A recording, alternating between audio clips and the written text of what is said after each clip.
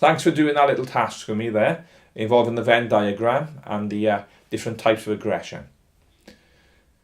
I'd like to carry on now with a sort of examination of aggression by looking at something called social learning theory. This was developed by a well-known psychologist called Bandura in 1973. This theory proposes that aggression is a form of behaviour which is learned through observing others and receiving positive reinforcement for behaving in a similar way.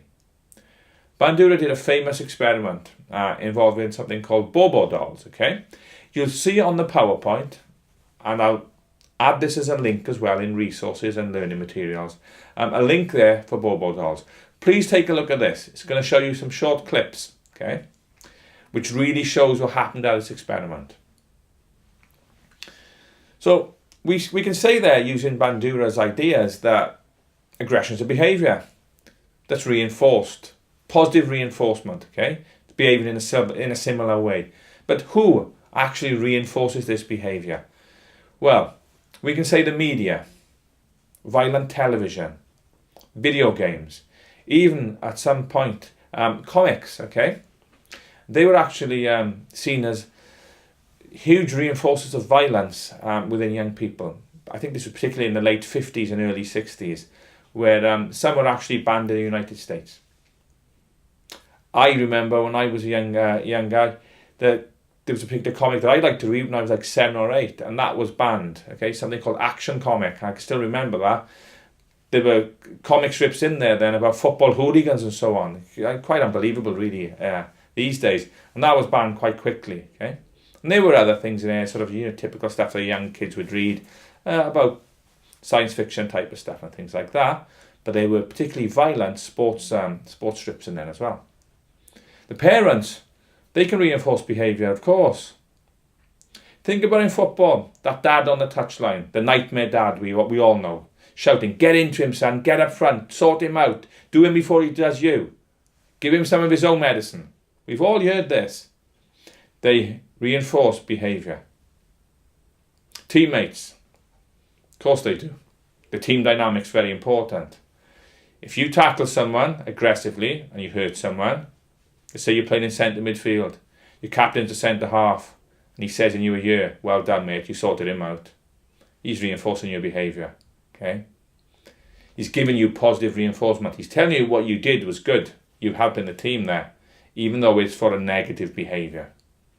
Coaches, I'm sure we can all think of examples there, right from the top down and all points in between. I'm sure we all know of examples where coaches have said to do something that's not within the rules of the game. Okay, it does happen. In terms of aggression, you may see some coaches condoning certain behaviour that is aggressive. The fans. Think about a player who goes in hard on a tackle in a local derby match, for example. Bristol Rovers versus Bristol City, Cardiff City versus Swansea, Rangers versus Celtic, okay? Do they tend to be sort of really good examples of good flowing quality football? I'd argue in many cases no. But what we do see, I remember watching a Glasgow derby, Celtic versus Rangers, and they were flying into the tackles, okay? And the fans loved it. I think we're all aware of this, aren't we? The fans are really getting behind their team when they were putting those tackles in. And it was crossing over from assertiveness to aggressiveness. But the fans were reinforcing that behaviour. Okay? Derby games is a great example. Getting back to Bandura then, who came up with social learning theory. Bandura said that people learn socially that aggressive actions are appropriate ways of handling disagreements and confrontations through the media. Okay? You might argue with that one. Some people do. But this is what Albert Bandura, a well-known psychologist, came up with in 1973. Bandura said that TV highlights and replays violent acts. Football context. Think about the courage given to Zidane when he headbutted Materazzi. There was a lot, wasn't there? Okay.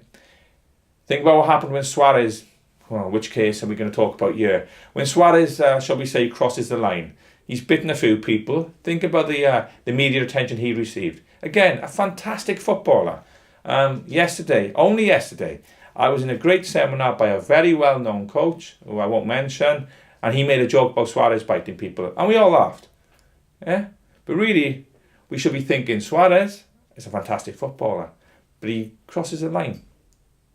Cantona, a great example.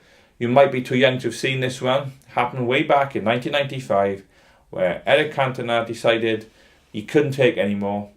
Something snapped, and he jumped and kicked somebody in the crowd. Okay, an act of aggression.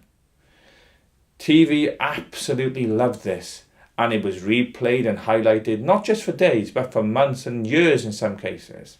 Okay, did that have an effect on people then? I don't know. Okay. Thinking back, I did see some kids, I can remember, doing that sort of Cantona Kung Fu kick, as they called it to people, thinking it was funny, and really it isn't, okay? Ice hockey's a good one. Studies of ice hockey have actually found that violence in the professional game is modelled by youth players. In simple terms, youth players look up to more senior players, and they see that they use aggressive behaviour as part of the game, so therefore they do it. Watch any ice hockey, okay? Particularly North American or Canadian ice hockey of a very high standard. We'll touch on this later. It can be extremely aggressive, but there can be a little bit of an argument here because, well, we'll touch on that one. But you might say ice hockey is a grey area then.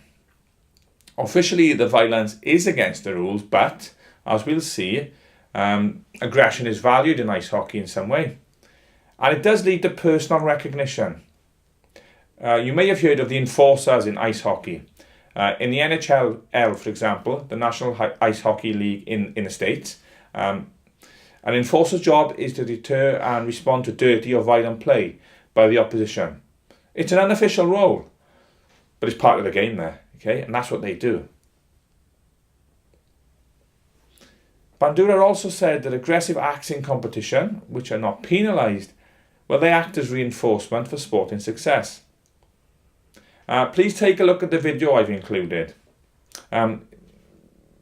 Look at it on through the PowerPoint, and again, I'll put it on resources as well. It's labelled Ice Hockey Fights, okay? Quite simple. And it does really do what it says on the tin here.